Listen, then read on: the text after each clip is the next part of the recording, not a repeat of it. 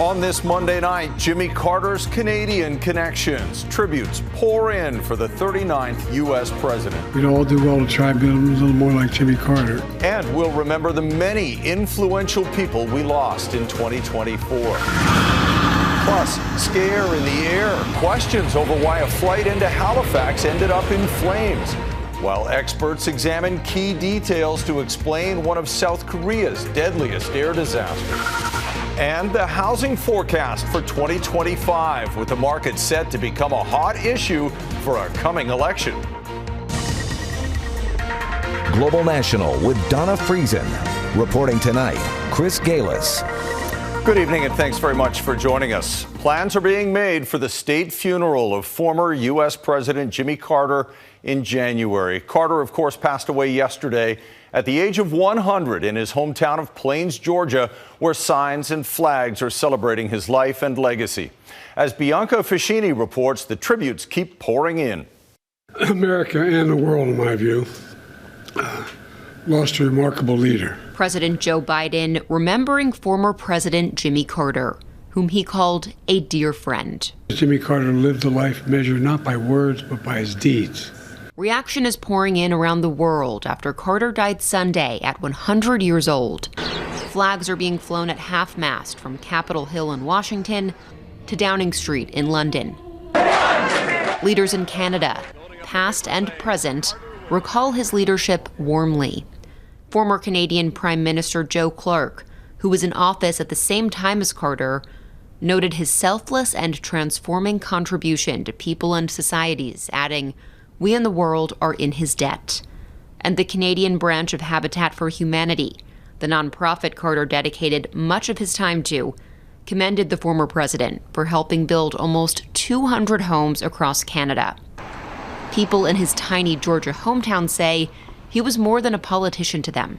President Carter has been an international influence, but some of his greatest influence, he and Mrs. Carter's, has been right here in Plains, Georgia. I didn't ask God to let me live, but I just asked God to give me a proper attitude toward death. And while they mourn his loss, they say they're so proud of his legacy, including the work he did with his nonprofit, the Carter Center. I'm very sad that he's gone. I think, what more could he have done? He lived a very full life. Carter had been in hospice care since February 2023. His death comes after his wife Rosalind passed away late last year. And the official state funeral for the former president will be held here at the Washington National Cathedral on January 9th, which President Biden has declared as a national day of mourning. Chris? Bianca Facchinei in Washington. Thanks, Bianca. And a little later in the newscast, we'll pay tribute to notable Canadians and others who passed in 2024, leaving their mark on the world. To breaking news now out of Calgary. Police there have canceled a rare emergency alert for a dangerous man armed with a firearm after a suspect in a double homicide was found dead. Officers now say 38-year-old Benedict Kaminsky was found dead near his vehicle. He's believed to be connected to two murders last night. The victims found in two locations and believed to be a father and adult daughter. Police say the killings were targeted and that other close family members are safe and secure. To South Korea now, when a Jeju Air passenger plane safely returned to Seoul today after reporting an unspecified landing gear issue just after takeoff. A sign that no one is taking chances after Sunday's horrific crash that killed 179 people involving the same type of aircraft and the same airline. As Redmond Shannon reports, exactly why that plane landed without its landing gear remains a mystery. Families of the 179 victims await news. This man who lost his brother tells other families he's been told many of the bodies will take time to identify. Authorities piece together the plane's final moments. They say during the first landing attempt from the south, air traffic control warned the pilots of a bird strike risk. The pilots then reported a bird strike, diverted and declared a mayday. Just 3 minutes later, the plane landed from the north without its landing gear wheels and hit an embankment and the perimeter wall. They rushed for landing. Was it the outside factor? Was it their own decision to land that fast? We don't know. But Denis Davidov is a former Boeing 737 pilot. He analysed videos aired by South Korea's national public broadcaster, but not verified by Global News. He says this appears to show one jet engine was stalling. But he says this video suggests the opposite engine may not have been working on landing. Note the dark thrust reverser panels do not appear to be opened. Issues with both engines could affect the landing gear and could explain the rush. But Davidov says the wall played a huge role in the deaths. that wall is something surprising actually for me. I have never seen that. It's very, very robust. I think that wall could have stopped the train. Just 2 days before the crash, the same Jeju aircraft diverted from a flight, declaring an emergency for an unknown reason. The investigation will reveal if that was linked to the crash. One of the two black boxes is damaged, which could delay the probe. Redmond Shannon, Global News, London. In Nova Scotia, the Halifax airport is running normally again after a scary landing Saturday night for Air Canada passengers. The aircraft caught fire as it skidded down the runway. Heidi Petrachik looks at what we're learning about this close call. Passengers from Air Canada Flight 2259 from St. John's are still processing plenty of emotion after the plane's frightening landing in Halifax Saturday night. Two rugby teams from Newfoundland and Labrador traveling to Nova Scotia for a tournament made up more than half of the flight's 73 passengers. It's kind of hard to even remember what happened. It was like a blur. According to air traffic control audio online, things seemed fine as the aircraft approached the runway. Provincial 2259, wind 2305 knots, clear to land, runway 23. Then, less than 2 minutes later, this video on X shows what passengers inside saw as flames erupted outside. I'm not sure of the nature of the emergency, gear failure perhaps. I did see a little bit of fire. Evacuating on the runway now. One of the flight attendants opened the door on the right side of the plane and all of us just kind of scrambled and jumped off. No one was hurt. The plane was left on the tarmac overnight so officials with the Transportation Safety Board could examine the scene.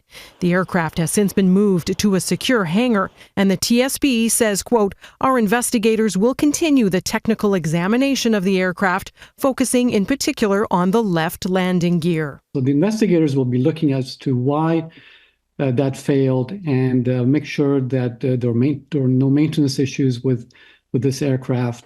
Air Canada has been reuniting passengers with their luggage, although not in time for the boys' rugby team. So that's why we're borrowing jerseys. We've borrowed some shorts, we've bought some shorts, we've bought some cleats. The players understandably nervous about heading back to St. John's Tuesday. Statistically, we're going to be fine. The runway at the airport reopened Monday morning, so flights could get back to normal. Heidi Petrachik, Global News, Halifax. The federal government is extending the deadline for making charitable donations that can be claimed on tax returns. You now have until the end of February to make a donation eligible for the 2024 tax year. The government says it's pushing back the deadline to offset the impact of the month-long Canada Post strike. Canada's housing market gains steam. Coming up, the real estate forecast for the new year.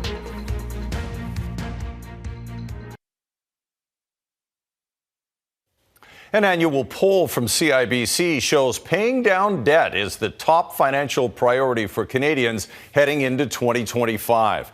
Many respondents say they took on more debt this year, in part from higher interest rates. But as those rates start to come down, Canadians could feel some relief, and the housing market could get a boost. Anne Gaviola reports. Ho-hum, balanced. Those are some of the words used to describe Canada's housing market in 2024, including its two hottest and most expensive markets, Toronto and Vancouver. We're in a rare time, particularly in our big cities, where there are no bidding wars, where you can make an offer conditional on a home inspection, on financing.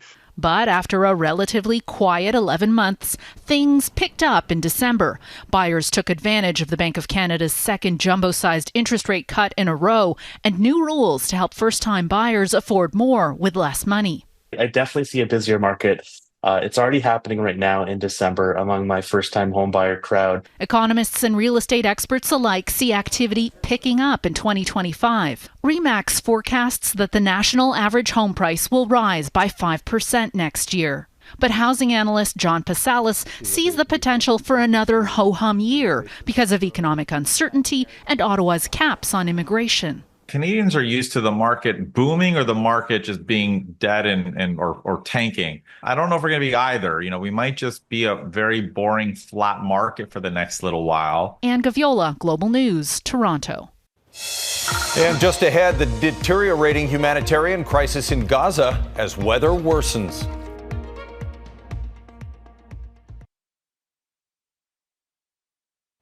In Gaza, another baby has died from the cold as weather worsens across the region. The infant, who was less than 3 weeks old, died after he and his twin brother were rushed to the Al-Aqsa hospital in central Gaza.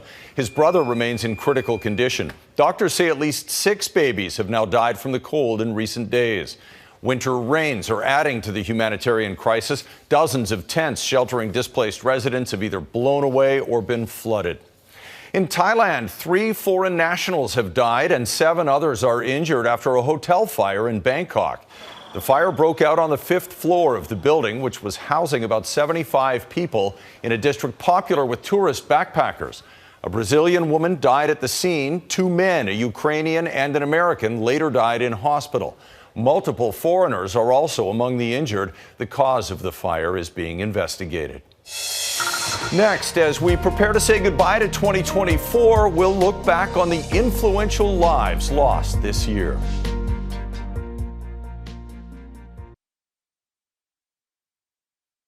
We began our broadcast with the many tributes pouring in for former U.S. President Jimmy Carter, who died yesterday at the age of 100.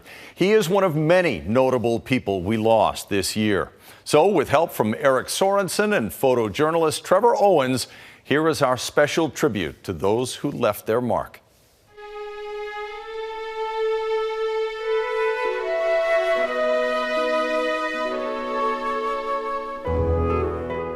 A brand new day for this wonderful Canada. This was all about Canada, but the unity of our country.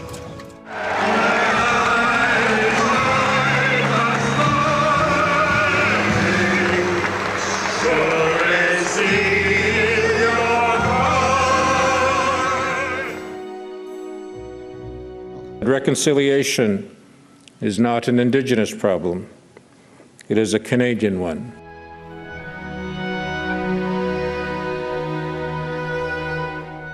And we are not going to allow any more for our women to be put in landfills.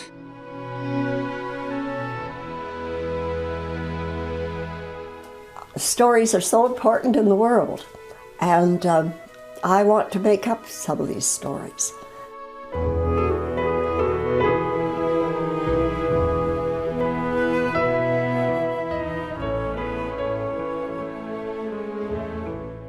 All I'm saying is that I am running, like Mr. Clark and Mr. Trudeau, to become Prime Minister of Canada.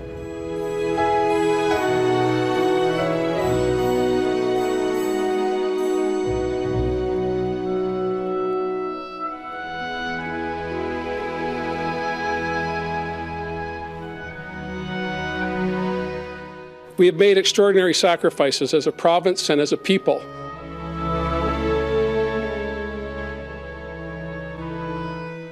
And I am standing up now and saying we're going to have to start fighting because there is extremism on the horizon.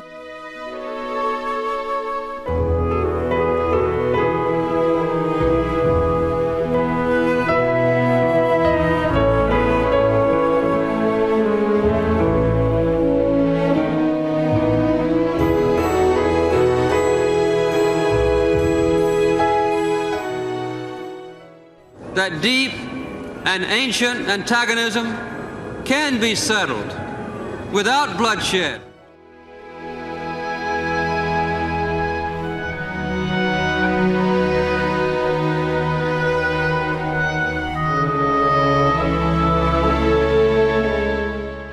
Well, that's a real question, isn't it? Why?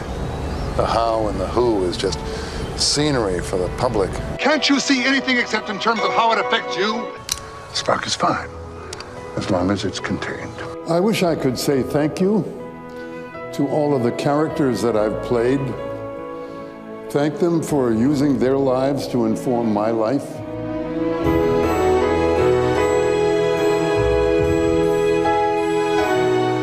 I am a teacher. I am a teacher first, last, always. I've always wanted to use that spell.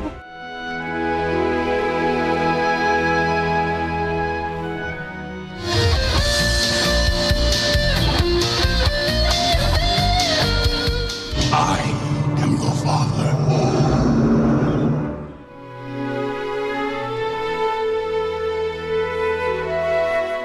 I think to be nominated for an Academy Award is kind of satisfying because it comes from your peers.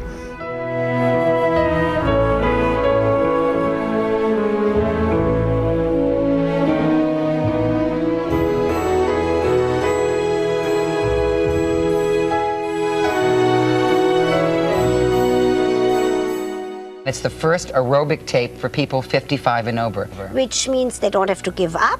They can do some nice exercise, then they can have some good sex.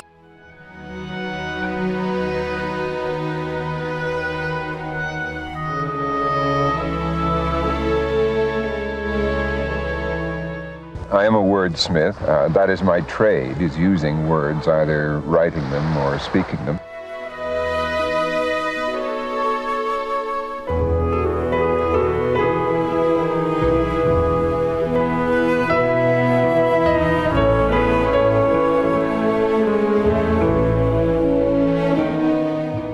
How did Donald Trump get where he is? He's rich, but that doesn't explain it. Bill Gates is a lot richer, and he's still sane.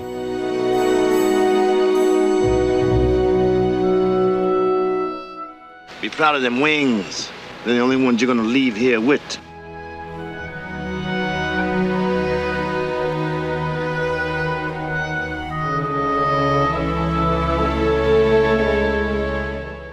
And Floyd, let's take a look at some of those returns. Earl, the polls closed 3 minutes ago. There are no returns yet.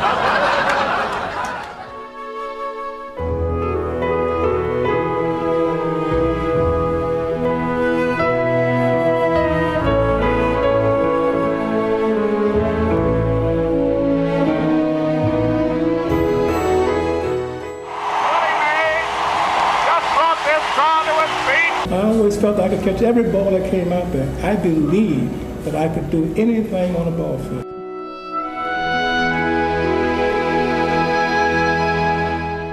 Being with my family and close to home is the most important thing to me. You can give me any blank check or any amount of money, it's not going to change for me.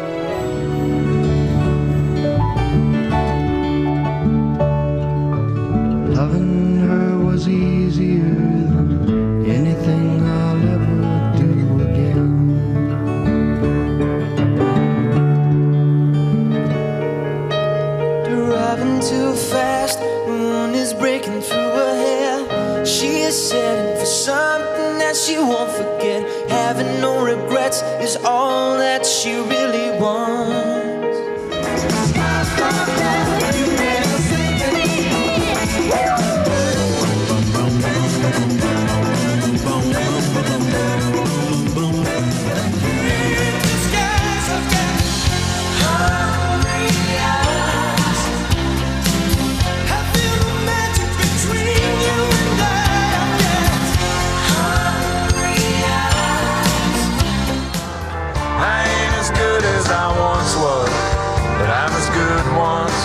As I ever was.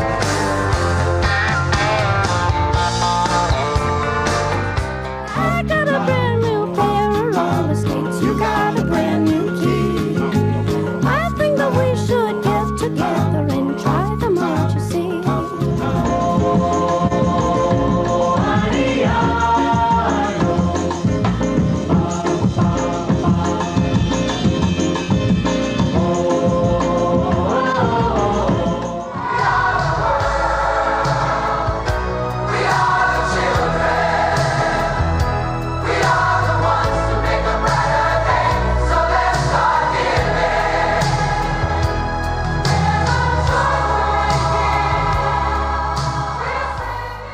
And one more person we'd like to pay tribute to before we leave you tonight, because he was one of our own. Mark Blancher died in June of a heart attack at 55.